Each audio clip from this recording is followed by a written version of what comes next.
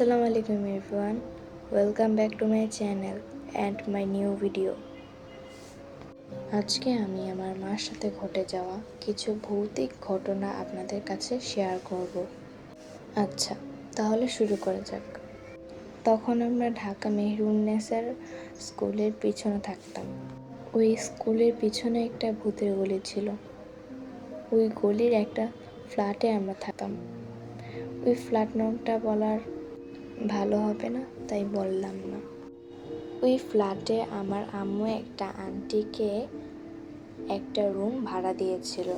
তখন আমি অনেক ছোট ছিলাম। আমার মা প্রায়ই আমাকে রেখে টুকিটাকি তখন আমার আম্মু আমাকে ঘুম পাড়িয়ে আমার ওই আন্টির কাছে দিয়ে আসে।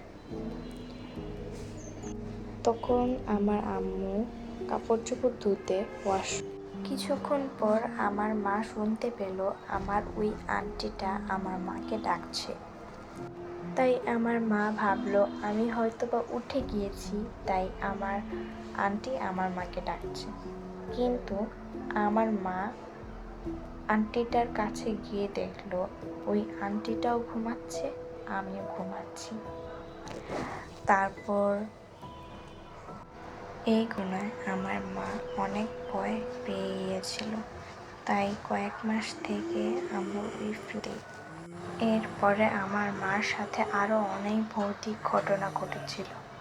আপনারা যদি জানতে আগ্রহী হন তাহলে কমেন্ট করে বলে দিবেন, তাহলে আমিও এরকম ভৌতিক ঘটনা আপনাদের সাথে শেয়ার করব ইনশাল্লাহ।